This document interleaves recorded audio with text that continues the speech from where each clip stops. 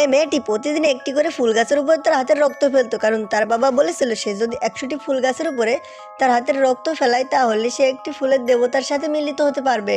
একদিন রাতে সে জঙ্গলে একটি অদ্ভুত ধরনের ফুল দেখতে পায় এবং সে আগ্রহ করে তার কাছে যায়, গিয়ে তার বাসনা শুকতে থাকে।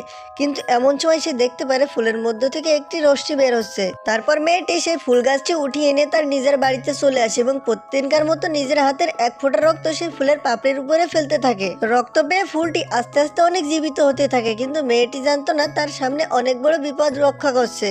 ওই দিন রাতে সেই ফুলের ভিতর থেকে একটি কালো ধোঁয়া বের হচ্ছিল, কিন্তু মেয়েটি জানতো না এটাই সেই ফুল যেটি একটি রাক্ষস 500 বছর ধরে পাহারা দিচ্ছিল। মেয়েটি যখন ঘুম থেকে উঠে ঘরের দরজা খোলে তখন সে বাইরে দেখতে পারে সেই গুলবাহার ফুলটি অনেক চমৎকারী হচ্ছে এবং 3 সেকেন্ডের ভিতরে সেই ফুলটি এত ফুটে গেছে।